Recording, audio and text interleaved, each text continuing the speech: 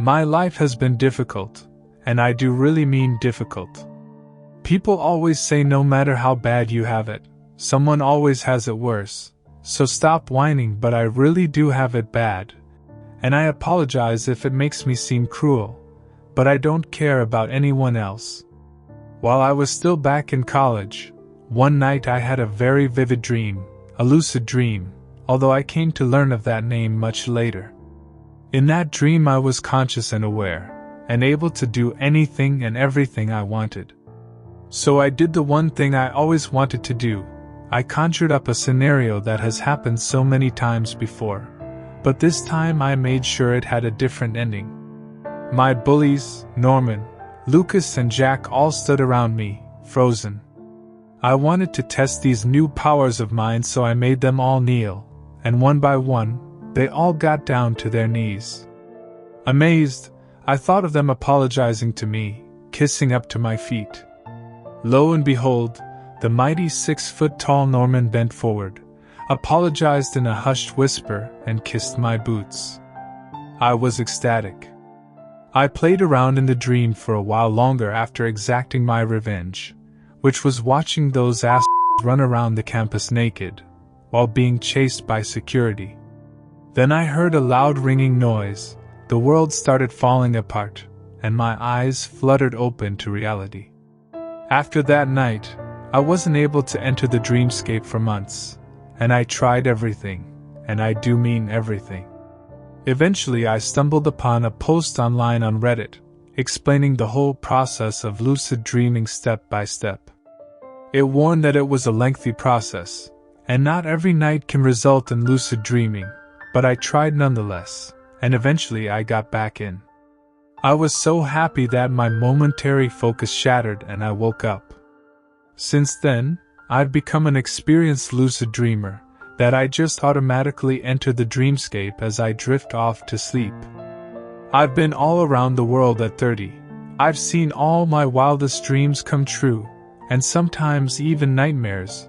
I've lived full lives. I've had sex with celebrities you couldn't even dream of seeing in person. I've done it all. The weirdest thing about it all is, my mind somehow knows the truth of something, even though I've never seen it. One time I decided to try and watch a movie early, and I swear to f***ing God, the movie played out the exact same as it did in theaters months later. Another time, I got to see an actor shirtless, and this said actor had no shirtless pictures online or in movies, but my mind somehow conjured up a nasty birthmark on their back, and next week they posted a shirtless picture with that birthmark. Freaky, right? Anyway, that's not why I'm here today. 2 nights ago I was exploring the dreamscape as usual, when I lost control and the world fell apart, and rebuilt itself into something different. It wasn't the first time that my mind couldn't keep its focus on what I wanted, and it would conjure up something different, but this time was different in the way that I couldn't move anymore. My entire body was shaking, but refused to listen to my commands. I felt a pair of strong hands on my neck. "I found you," a raspy voice whispered into my ear, and the next moment I found myself tied up on a wooden chair, in some dark place. "You didn't think you could explore this realm for free for so long, did you?" The raspy voice came from somewhere in the darkness. "Eventually you'll have to pay the price," it continued. "Who are you?" I screamed into the darkness, meanwhile trying to conjure up a favorable scenario for myself. This was my dream. I had the power here. Or at least that's what I thought.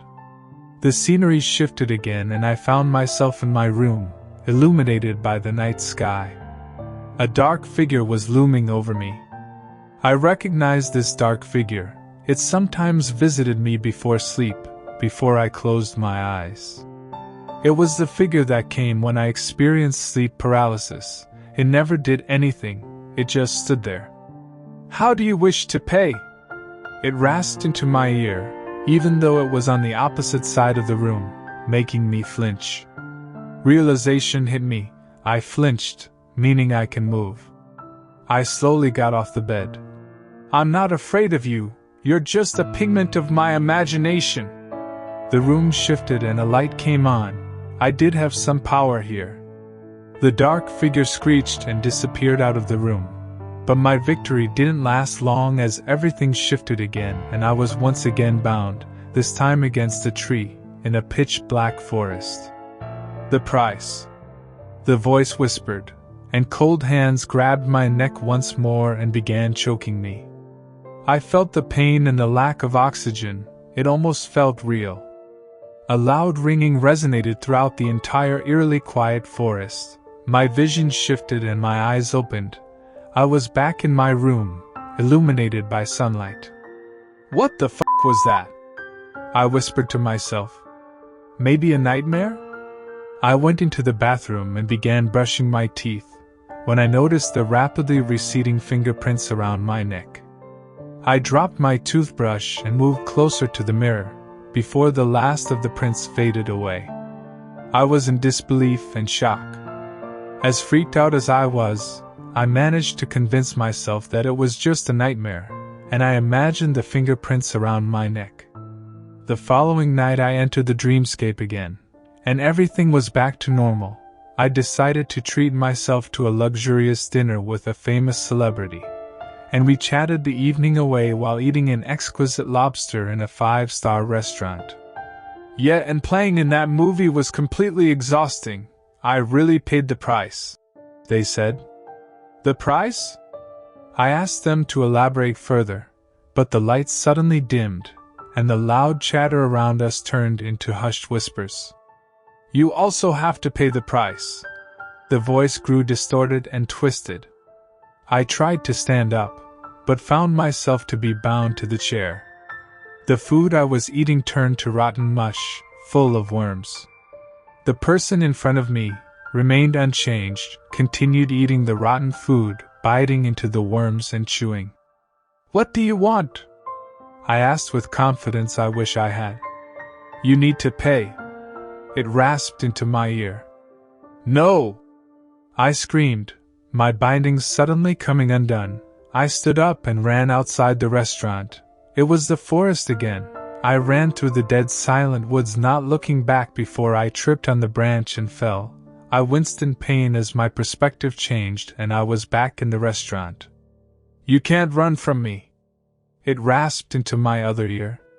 No, but I can wake up. I took the knife still laying on the table and stabbed it into my hand. The sudden surge of pain woke me up. I was inside my room. It was still dark. I stood up, still feeling pain in my hand for some reason. I looked at it for a long moment, in disbelief.